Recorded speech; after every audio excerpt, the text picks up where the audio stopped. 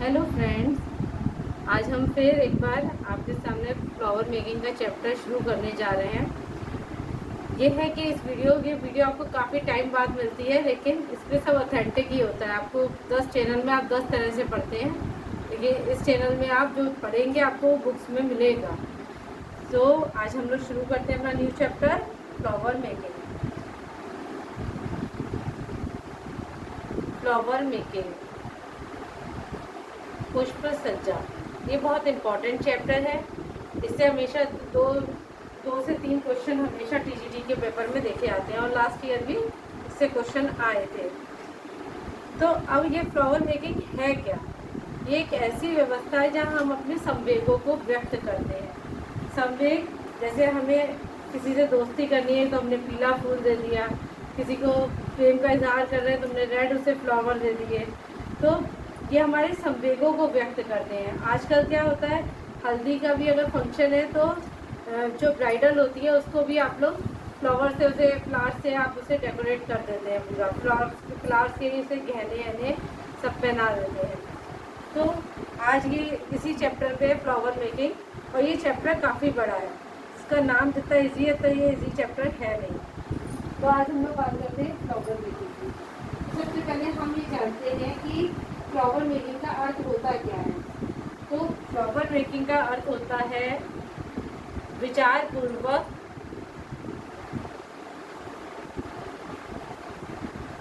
की गई व्यवस्था।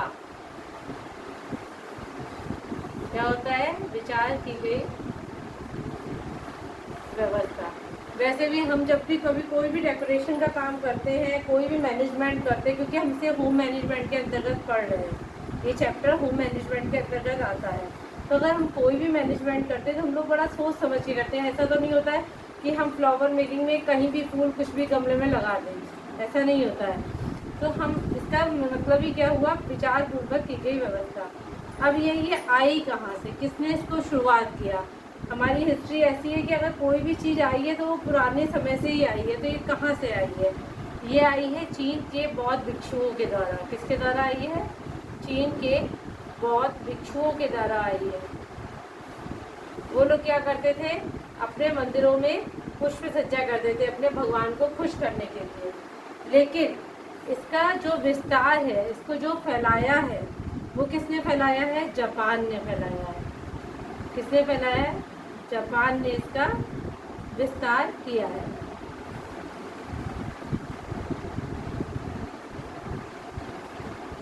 फिर एक इम्पॉर्टेंट बात आपसे पूछा जाता है, ये है कहाँ की? ये छठी शताब्दी की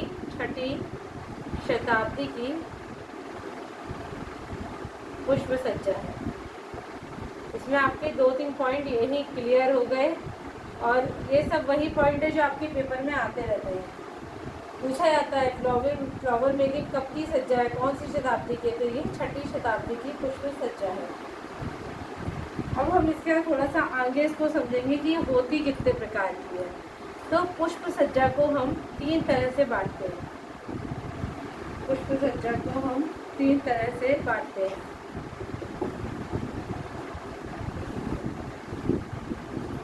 पुष्प सज्जा को हम 3 तरह से बांटते हैं। पहला आपका हो गया ट्रेडिशनल, यानी कि पारंपरिक, जिसे हम क्या कह सकते हैं, जिसे हम देशी पुष्प सज्जा कहते हैं, जिसे हम भारतीय पुष्प सज्जा भी कह सकते हैं। दूसरी हमारी हो गई जापानी पुष्प सज्जा, जिसे हम कह देते हैं विदेशी पुष्प सज्जा। अब इस विदेशी पुष्प सज्जा को ही हम क्या कहते हैं? जापानी पुष्प सज्जा।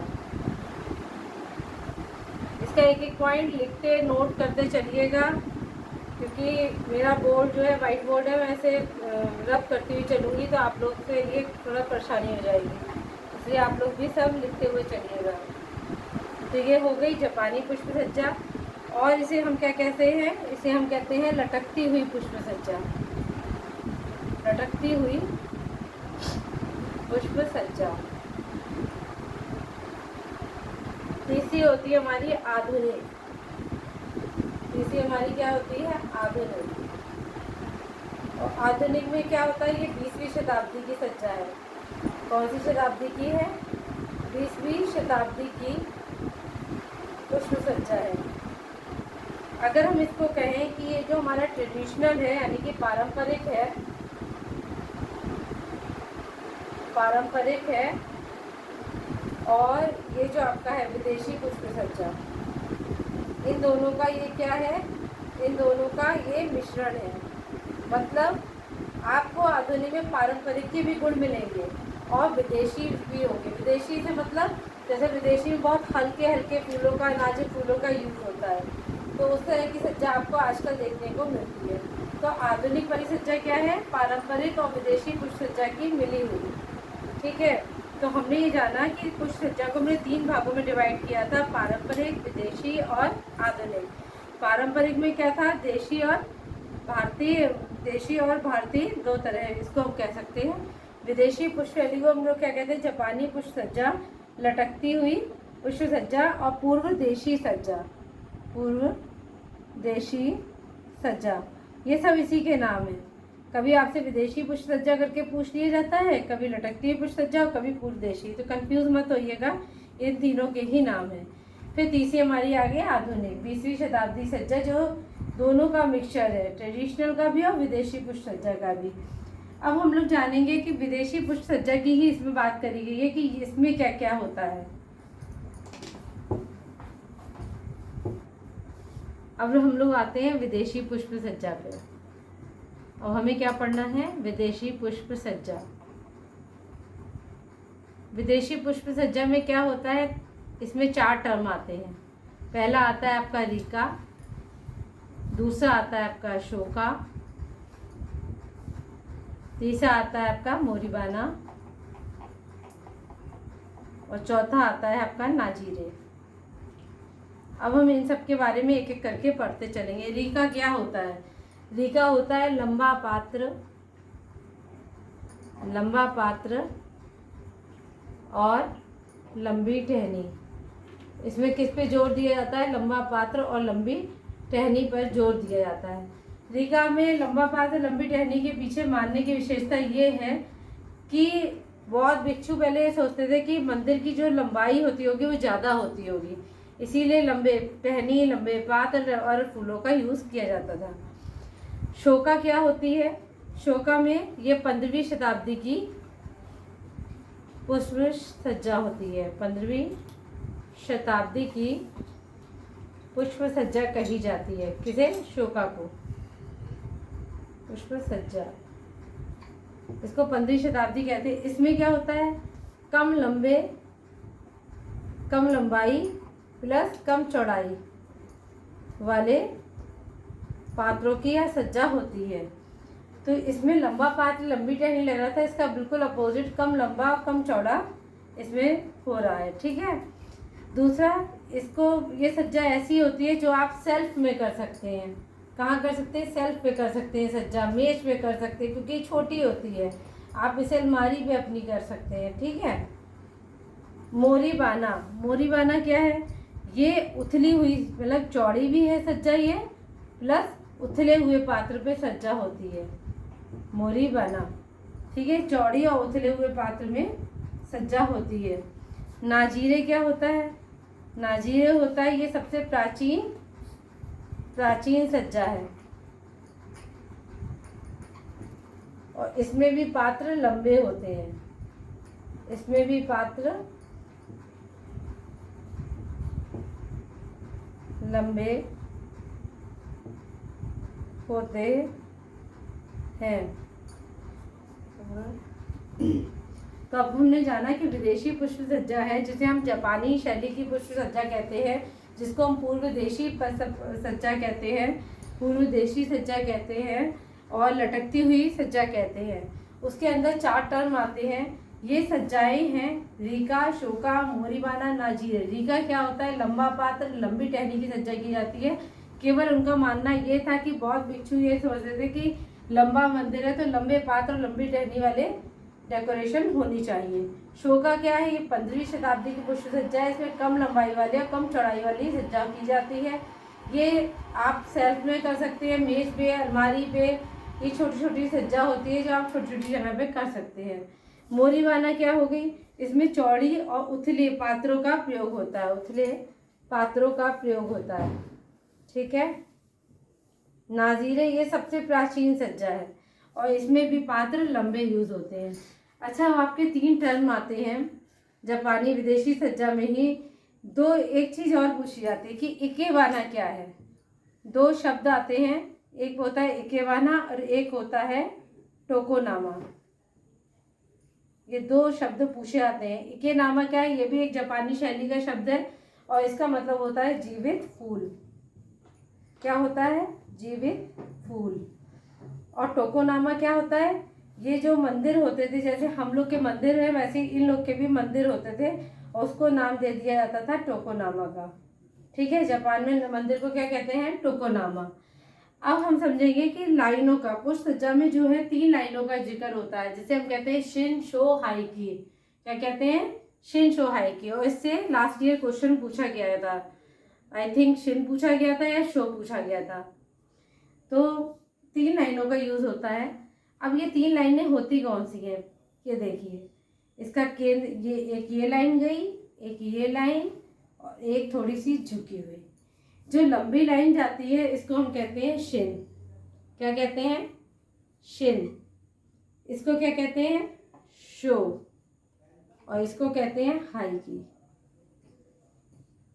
अब हमें ये नहीं समझना कि इन 3 लाइनों के नाम है शिन शो हाइकी, ये इसका डेकोरेशन करने का तरीका है, शिन शो हाइकी। तो हमें समझना है शिन कहते किसको है। शिन कहते हैं स्वर्ग को। शिन किसको रिप्रेजेंट करता है, स्वर्ग को करता है। अच्छा, स्वर्ग को करता है। और शो किसे करता है, शो करता है मनुष्य को, यानी कि हम लोग मानव आते हैं। और हाइकी, और कहीं कहीं इसे साइकी भी कहा जाता है। ठीक है, और ये होता है हमारी पृथ्वी। सबसे बड़ी बात, जो शिन होता है वो किसका केंद्र बिंदु होता है, मतलब सबसे लंबी टहनी। ये टहनी बहुत मजबूत होती है, ठीक होती है, ये केंद्र बिंदु होती है। कौन, शिन केंद्र बिंदु होती है। मैं बराबर बोल भी रही हूँ, अगर आपको लिखने में कुछ दिक्कत आ रही हो, नहीं समझ में आ रही हो राइटिंग, तो मैं बराबर बोल भी रहती हूँ कि शिन भी क्या है, स्वर्ग को रिप्रेजेंट कर रही है। शिन क्या होती है, बिल्कुल सेंटर में होती है, केंद्र बिंदु, सबसे मजबूत रेखा होती है, लाइन होती है और 90 डिग्री। चलिए नीचे लिख देंगे। शो क्या है, मानव को रिप्रेजेंट कर रही है। अब मानव को कर रही है और 45 डिग्री का कोण बनाती है। ये जो कोण बन रहा है ये 45 डिग्री का बन रहा है। अब इसके अपोजिट में रहती है दूसरी रेखा, जिसे वो पृथ्वी को रिप्रेजेंट करती है। और ये क्या हो गई, हाइकी मतलब साइकी, पृथ्वी को रिप्रेजेंट कर रही है और ये 75 डिग्री का कोण बनाती है। तो एक बार हम इन तीनों के बारे में करेंगे। देखिए, शिन जो हुई, आपको इतनी बातें आपको जाननी है। इस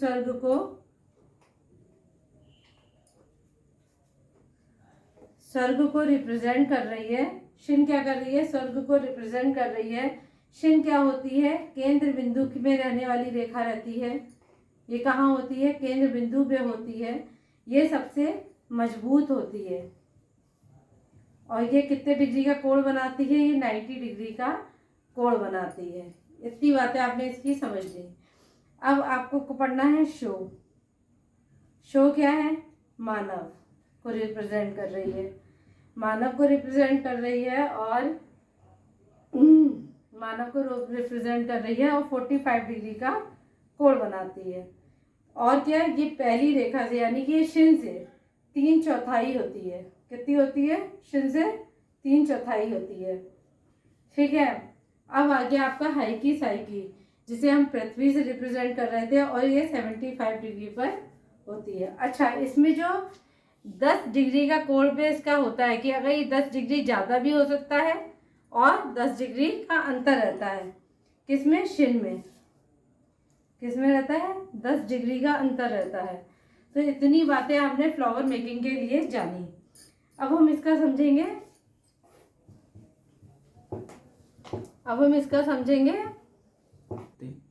हाँ, तो अब हम आपको बता रहे थे कि पुष्प सज्जा के कुछ नियम भी होते हैं। वैसे भी हम कोई भी व्यवस्था करते हैं, कोई मैनेजमेंट करते हैं, तो हमें कुछ नियम को फॉलो करना पड़ता है, नहीं तो हमारा काम अस्त व्यस्त हो जाता है। तो पुष्प सज्जा के नियम पढ़ेंगे। पहला नियम क्या होता है, पहला नियम होता है कि पात्र अगर 5 इंच का है तो उसकी सज्जा यानी कि टहनी 3 इंच की होनी चाहिए। पात्र अगर 5 इंच का है तो फूल 3 इंच का होना चाहिए। जैसे इतना बड़ा ये पात्र है आपका, अगर हम ये फूल ऐसे वाले लगा देंगे तो वो कुछ पता ही नहीं चलेंगे। लेकिन अगर यही हमारा अनुपात है और ये ऐसी पुष्प सज्जा है तो ये हमारी राइट हो जाएगी और ये हमारी गलत हो जाएगी, क्योंकि फूल तो अंदर ही रह गए। तो हमें पुष्प सज्जा ऐसी करनी है जो देखने में सुंदर लगे, आकर्षक रहे और पर्यावरण के अनुकूल हो। तो पात्र अगर 5 इंच का है तो फूल 3 इंच के होने चाहिए। दूसरी सज्जा क्या है, अगर बड़ा और भारी फूल है, बड़ा और भारी फूल होता है ना कि कोई कोई चीज़ हम लोग जो मतलब रिप्रेजेंट करना चाहते हैं उसको सेंटर में रखते हैं। तो बड़ा और भारी फूल क्या होती है, पुष्प सज्जा की सजावट का एक केंद्र होता है। तो बड़ा और भारी पुष्प केंद्र में होना चाहिए। कहाँ होना चाहिए, केंद्र में होना चाहिए। ठीक है, केंद्र में होना चाहिए। तीसरा क्या था कि अगर विशिष्ट फूल को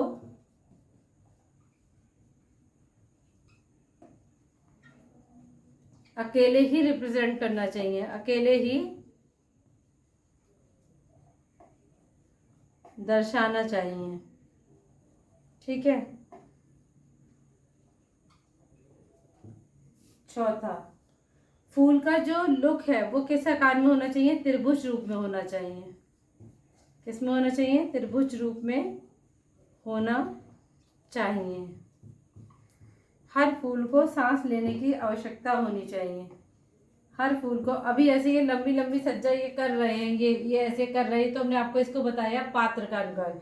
लेकिन अगर देखिए, अगर ये जो सज्जा हमने करी और इस सज्जा में क्या कहते हैं हमने सीधे सीधे ही सारे फूल निकाल दिए तो इनको सांस लेने की जगह बचेगी, नहीं बचेगी।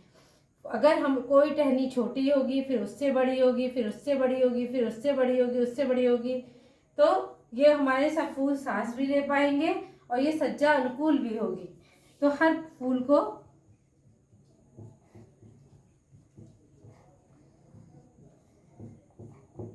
सांस मिल सके ऐसी पुष्प सज्जा करनी चाहिए। ठीक है। और क्या है आपका, टहनियाँ एक दूसरे के ऊपर ना हो, एक दूसरे के ऊपर ना हो।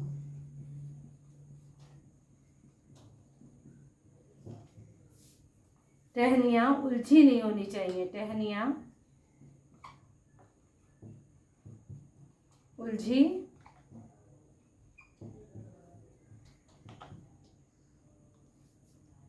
हुई नहीं होनी चाहिए।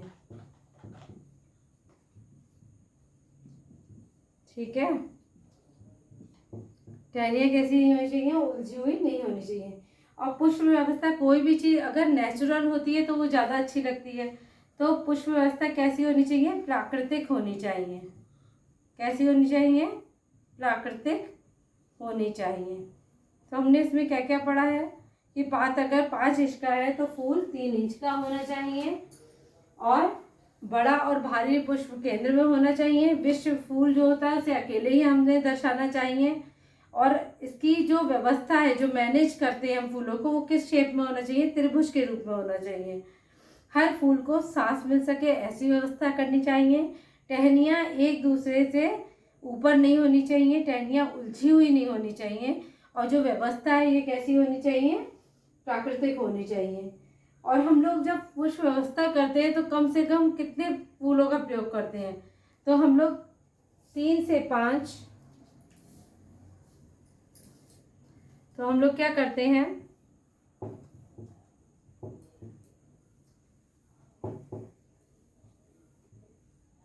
जब हम लोग फ्लावर मैनेजमेंट करते हैं तो हम लोग क्या करते हैं, हम लोग 3 से 5 फूलों का प्रयोग करते हैं। 3 से 5 या 2 से 4, ठीक है।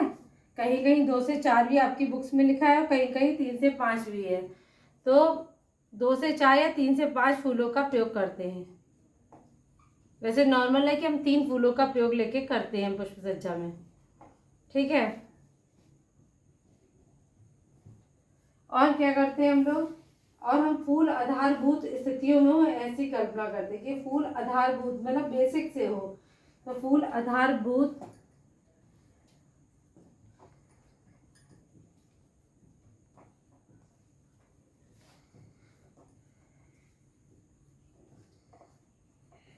स्थितियों में हो और पुष्प सज्जा करने में सरलता हो, तभी वो आपकी सक्सेस होगी। तो इतने गुण पुष्प सज्जा के होने चाहिए। आज हमने आप लोगों को क्या बताया पुष्प सज्जा का, ये इसमें अभी बहुत सारा है, इसमें कॉलोनियल है, इसमें किस किस चीज़ों का प्रयोग होता है। आप लोग इस वीडियो को आपको पसंद आया, आप इसको लाइक करिएगा, शेयर करिएगा। फिर मैं नेक्स्ट वीडियो इसकी अपलोड करूँगी और इसका पार्ट 2 जल्दी ही आएगा, ठीक है। और हमने आज आपको इसमें बहुत कुछ बता दिया है, मतलब 50% आपको बताया, अभी 50% इसका बाकी है। आप लोग इसको लाइक करिए, शेयर करिए, अपने रिव्यू दीजिए कि आपको ये वीडियो कैसी लगी, आपके लिए यूज़फुल है कि नहीं। और प्लीज़ इसको लाइक सब्सक्राइब जरूर करिएगा। Thank you.